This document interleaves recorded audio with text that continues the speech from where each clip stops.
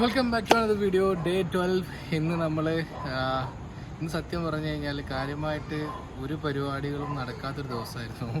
ഇന്ന് വീട്ടിൽ തന്നെ ആയിരുന്നു, പുറത്തിറങ്ങിയിട്ടില്ല. കാരണം എനിക്ക് കുറച്ച് സ്ട്രഗിൾ, എന്താ പറയുക, ബോഡി സംതിങ് പെയിനും കാര്യങ്ങളും തലവേദനയും ഒക്കെ കൂടെ ആയിട്ട് ആകെ രടങ്ങേറ് ദിവസം ആയിരുന്നു. പക്ഷേ അൽഹംദുലില്ലാ നമ്മൾ ഒരുപാട് കാര്യങ്ങൾ ഇന്ന് സ്ട്രീംലൈൻ ചെയ്തിട്ടുണ്ട് വീട്ടിലിരുന്നിട്ടാണെങ്കിലും.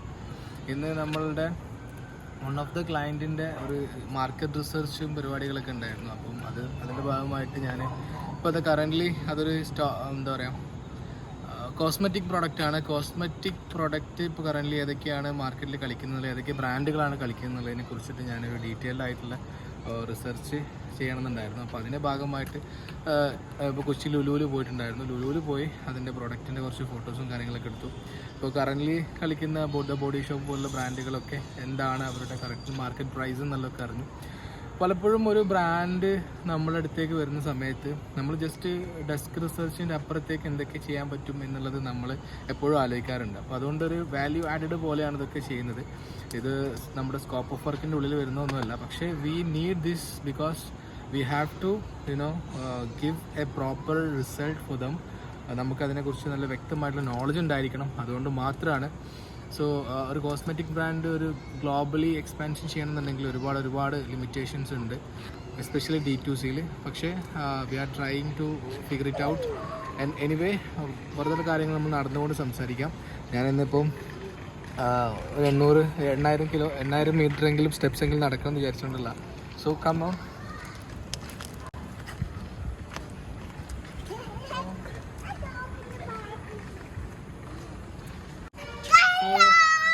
നമ്മൾ നടക്കുമ്പോൾ ഇതുപോലെ കുട്ടികളെയും കൂട്ടി നടക്കാൻ പറ്റുമോ നോക്കുക. കാരണം അവരും നമ്മളുടെ ശീലങ്ങൾ ഏറ്റെടുക്കും.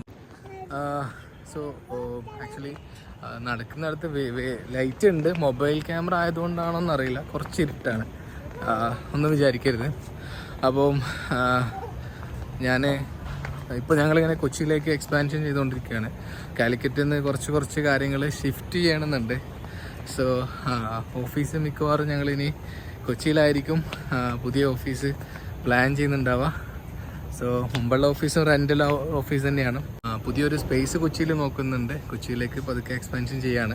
കാരണം ഞങ്ങൾ ഇവിടുന്ന് GCCയിലേക്കും ഞങ്ങളുടെ ബ്രാൻഡിങ് പ്രോജക്ട്സുകൾ ഉണ്ട്. അതുകൊണ്ട് തന്നെ കുറച്ചും കൂടി നമുക്ക് കൺവീനിയൻ്റ് ആയിട്ട് കൊച്ചിയിൽ നല്ല റിസോഴ്സസിനെ കിട്ടാൻ കുറച്ചും കൂടി നല്ലത് കൊച്ചിയിലാണെന്ന് വിചാരിക്കുന്നുണ്ട്. അപ്പോൾ ലിവിങ് എക്സ്പെൻസിൻ്റെ കാര്യമൊക്കെ പറയുകയാണെങ്കിൽ കുറച്ചും കൂടി ബെറ്ററാണ് കമ്പാരിറ്റീവ്ലി. ഇപ്പോൾ നമ്മൾ ബാംഗ്ലൂർ നിൽക്കുന്നതിനേക്കാളും കുറച്ചും കൂടി ലിവിങ് എക്സ്പെൻസ് കുറവ് കൊച്ചിയിലാണ്.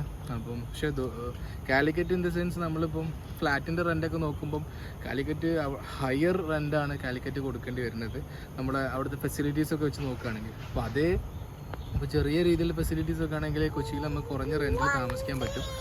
കൊച്ചിയിലേക്ക് വന്ന സമയത്ത് നമുക്ക് കിട്ടിയുള്ളൊരു എക്സ്പോഷർ എന്ന് പറഞ്ഞു കഴിഞ്ഞാൽ ഒരുപാട് ആൾക്കാർ, നമ്മൾ അറിയുന്ന ആളുകൾ ഇവിടെ കൊച്ചിയിലുണ്ട് എന്നുള്ളതാണ്. അതാണ് വലിയൊരു സന്തോഷം. കാരണം നമ്മളുടെ വീഡിയോ കാണുന്നവർ, നമ്മളുടെ ബ്രാൻഡിങ് പേജ് DXitoനെ ഫോളോ ചെയ്യുന്ന ആൾക്കാർ, നമ്മുടെ പോഡ്കാസ്റ്റ് കാണുന്ന ആൾക്കാരൊക്കെ ഉണ്ട്. ലിങ്ക്ഡിനിൽ നമ്മൾ ഫോളോ ചെയ്യുന്ന ഒരുപാട് പ്രൊഫഷണൽസ് ഇവിടെ ഉണ്ട്.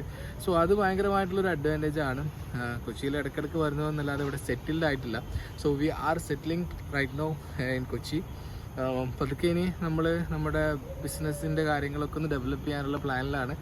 എനിവേ പുതിയ പ്രോജക്റ്റുകളും പുതിയ ബ്രാൻഡുകളൊക്കെ ഹിറ്റ് ചെയ്ത് നോക്കണം. അപ്പം നമ്മൾ എപ്പോഴും പറയുന്ന പോലെ ഹെൽത്ത് ഈസ് വെൽത്ത്. നമ്മുടെ ഹെൽത്ത് നോക്കുക. അപ്പം ഞാനിവിടെ 2 റീസണാണ് കൊച്ചിയിലേക്ക് മൂവ് ചെയ്യാനുള്ള കാരണം നമ്മളിപ്പം നാട്ടിൽ തന്നെ ഇങ്ങനെ ആവുമ്പം കാലിക്കറ്റ് തന്നെ നമ്മുടെ സ്വന്തം നാടാണ്. നമ്മളെ സ്വന്തം നാട് പോലെ നമ്മൾ കൊണ്ടു നടക്കുന്നൊരു സ്ഥലമാണല്ലോ. അപ്പോൾ അതുകൊണ്ട് തന്നെ നമ്മൾ ബിസിനസ്സിനെ കാണുന്നതും ആ ഒരു സ്വന്തം റിലേഷൻഷിപ്പ് ആ ഒരു കാര്യത്തിൽ കൂടെയാണ്. സോ ബിസിനസ് ആൾവേസ് ബിസിനസ്സാണ്. അപ്പോൾ അതുകൊണ്ട് ആ ഒരു രീതിയിൽ തന്നെ അതിനെ നമ്മൾ കാണണം. അപ്പോൾ നമ്മൾക്ക് ഒരു പ്രൊഫഷണൽ രീതിയിലേക്ക് ഡെവലപ്പ് ചെയ്യണം എന്നുള്ളൊരാഗ്രഹം നമ്മുടെ ടീമിന് നമുക്കുണ്ട്.